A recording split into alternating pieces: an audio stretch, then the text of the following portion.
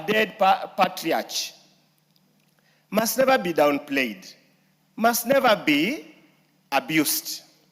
Baba Raila Amolo Odinga, through the 10-point agenda that formed the so-called broad-based government, promised the county governments they'll get 450 billion.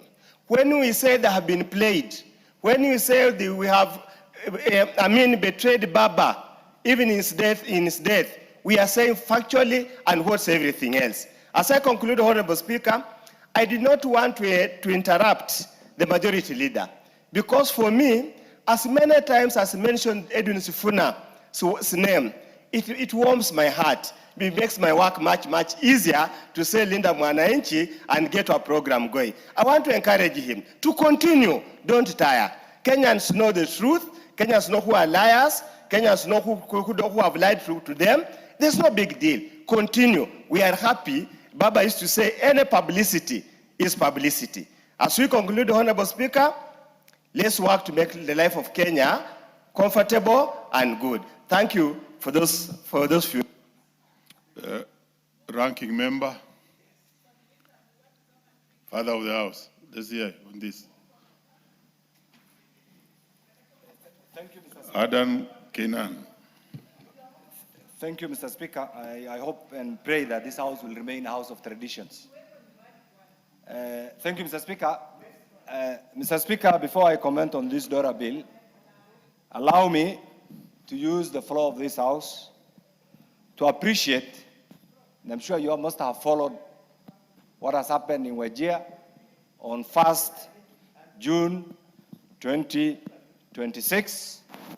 Allow me to use the floor of the House to appreciate that judicious decision, that pragmatic, historic, and humane decision by the President, His Excellency the President William Ruto, for realizing that Northern Kenya once and for all is part and parcel of the Republic of Kenya. And Mr. Speaker, I know you are a footballer. You must have seen that beautiful stadium in Wajir, and I hope one of your tournaments, your next tournament will be held in Wajir. So, Mr. President, you and your government, the people of Wajir, on behalf of the people of Elders, on behalf of the people of Wajir, on behalf of the people of Northern region, and on behalf of the entire pastoralists, on behalf of the people of Kenya, we really want to appreciate you of what you have done. You cried. You are emotional. We're all emotional. We felt what you have felt. And indeed, when the history of this country will be written, or when historians will write the activities of your presidency, I'm sure that great event of 1st June will occupy a special place. The Speaker, having said that, secondly, allow me now to go to this DORA bill. The Speaker, I'm a member of the committee, and from the onset, allow me to appreciate our chairman, the Honorable Sam Atandi. I've seen many other chairmen. I did not follow what the Honorable Sifuna said, but I can tell you, and having participated and having chaired many committees, Honorable Sam Atandi is up to the work of that critical committee of the Budget Committee. And Mr. Atandi, wherever you are, don't get scared. Nobody will intimidate you. Continue discharging your functions as mandated by this House, and I'm sure Kenyans will appreciate what we have done as a committee and your continued steering of that committee's work. Mr. Speaker, we all know the budgetary process is a constitutional process. It's also a political process. You also know budgets all over the world, in all civilized democracies, is driven by party manifestos. And therefore, it's not an exemption to say that this budget process largely covers the aspirations, the thinking, and the activities of the party in power. And that is why budget-making process, I say, is political. Mr. Speaker, taking this into account, I'm also aware that we're in that era of devolution. Being privileged and having participated in the drafting of the current constitution, Mr. Speaker, I ask myself, and I'm sure you also ask yourself, is this the devolution that we have had in mind when we promulgated the current constitution? I am confused. And many other Kenyans are also confused. Mr. Speaker, it is the high time that we do a critical audit of the devolution that we have so that we bring it back to what Kenyans had in mind when we promulgated the current constitution, Mr. Speaker. Was it an economic devolution? Was it a political devolution? Was it a confederation? Was it a federation? Mr. Speaker, Kenyans out there. It is up to us as leadership of this House, Mr. Speaker, enjoying the mandate of the people of Kenya, pursuant to Article 1 of the Constitution, to clearly come up with a roadmap that will take the benefits of devolution to our people. That's why, Mr. Speaker, on 25th July this year, I have invited all Kenyans of goodwill to visit my constituency. I'll be doing a benchmarking of my constituency, the CDF work, and the national government work. And that will give you an opportunity to see for yourself what CDF has done, Mr. Speaker. On 25th July this year, Mr. Speaker, I request for 2 more minutes, if graciously. Mr. Speaker, the other bit that I really wanted to say is we have equalization fund. Mr. Speaker, 2 minutes, if you really. So many members want to speak to this. Let me give you one. Thank you, Mr. Speaker. Mr. Speaker, I'm a proponent of equalization. I want to say here from the floor of this House, equalization is dead. Equalization has been used over the years as a cover of funds for devolved functions. That is not what we intended. That is not what we had in mind when I fought for devolution. That is not what I had in mind when I fought for the inclusion of equalization fund. Mr. Speaker, if I had the powers, I will stop it, give it to an independent group, because it is not working. It is not working at all. And I dare say this, and I want anybody to challenge me, and I want somebody to show me where equalization has worked. Even from my own locality, it doesn't exist. It doesn't exist anywhere else. Mr. Speaker, I want to conclude by saying this. We have a country to protect. Kenya is part of the global village. Whatever we do, we must also think out of the box, and we pray that what is happening in the Middle East comes to an end. And that is one effective way of bringing back economic sanity, not only to the people of Kenya, but to the entire region. We support this, and I hope and pray that next year we will not have this mediated version. We'll have one version that originates from the Committee of Budget and Devolution. I support, Mr. Speaker. The Honorable Bowen.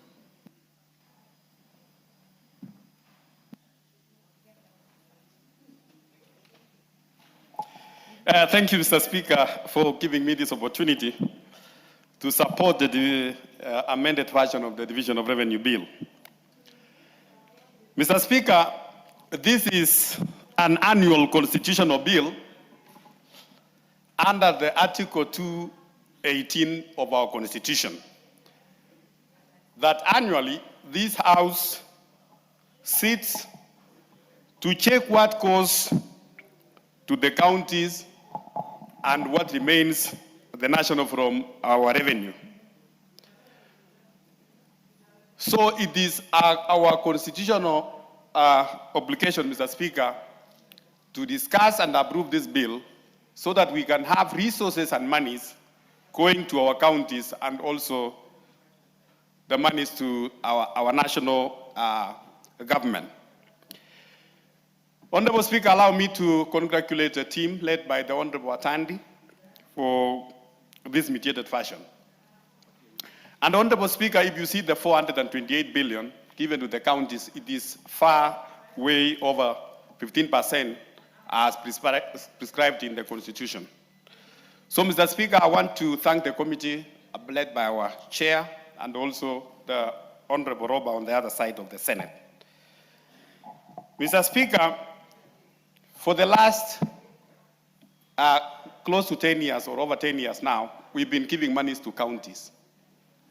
And like many of my colleagues have said, Mr. Speaker, there is very little we can see in these counties if you compare to the CDF, the small CDF monies we have.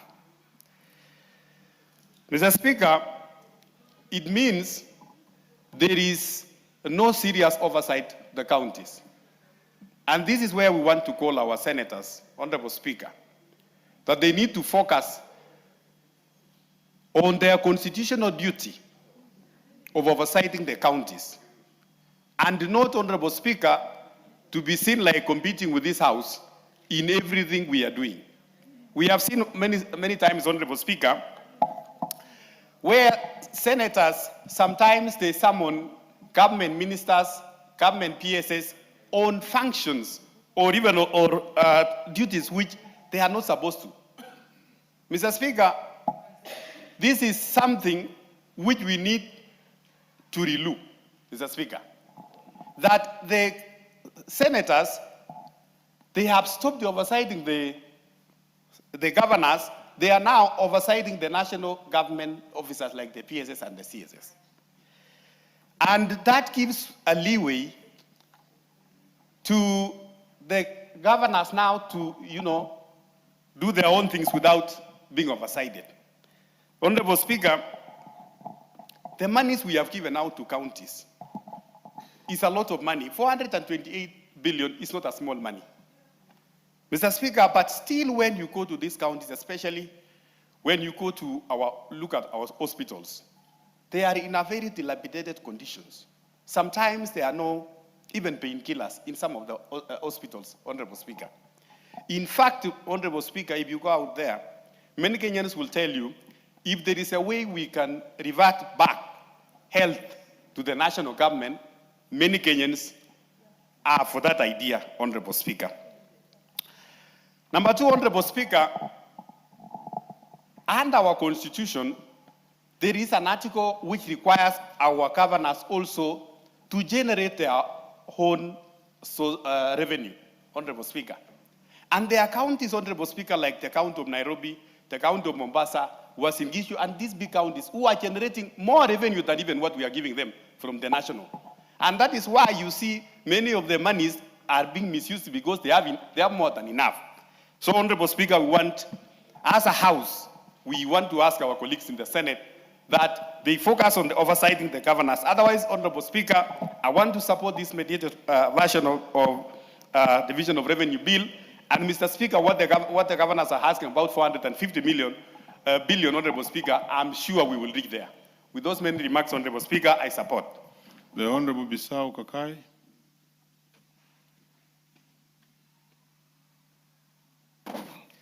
Thank you, Mr. Speaker, sir. I wish to thank the mediation team. It requires a lot of patience, being analytical and focused. I think the team has done very well, but what we want is we want to see accountability, because we don't want to devolve incompetency. If you look at what is happening lately in the counties, there's no value for money. The impact on the projects that are coming up in the counties, we're not seeing the impact. So we want, even as this money is taken to the county, we want to see reduced wastage. But what is also critical, Mr. Speaker, sir, is to see a vibrant Senate. A Senate that actually plays its rightful role in terms of oversight. Today, more money being asked, but the impact compared even to the CDF amount, which is hardly even a quarter of what is given to the counties, we're not seeing much impact. So what we are saying is we want to see value for every penny spent, and we want to see that the Senate is also proactive in terms of ensuring that Kenyans get value for money. We want to see more medicine in hospitals. We want to see more lives being saved, and not even having budgets where, an example like in Trans Nzoia County, you'll find that in the same budget, on the funds devolved, you are even having a line item for coffins. We want to see more focused and intelligent way of managing counties. But most important also, roads. There's a lot of funds that have been devolved on roads. But apart from the KERA roads, the fewer roads that are done by KERA, most of the funds that are sent to counties for roads, they are not being utilized properly. But in most cases, bringing in politics, they'll be said that road belongs to the national government, or it belongs to the MPs, and we as MPs, we don't do roads. So we want to see really these funds going down, but again, working out the way it's supposed to work out. Also important is a balanced budget, a budget that really prioritizes, the well-being of the citizen. We want to see the counties also having a more balanced budget that really helps our people. And also to conclude, Mr. Speaker, sir, for the first time, and we want to thank Honorable Atandi for this, we've seen now also a budget that has been drawn recently, focusing more on affirmative action.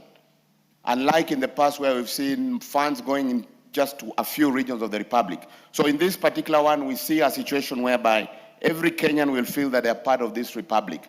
But by and large, we want to see, yes, devolution work, and for the devolution to work, we want to see a vibrant Senate.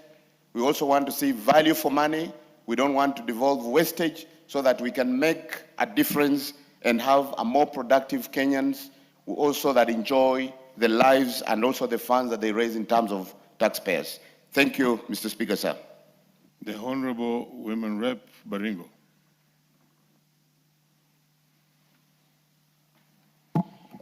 Thank you, Mr. Speaker.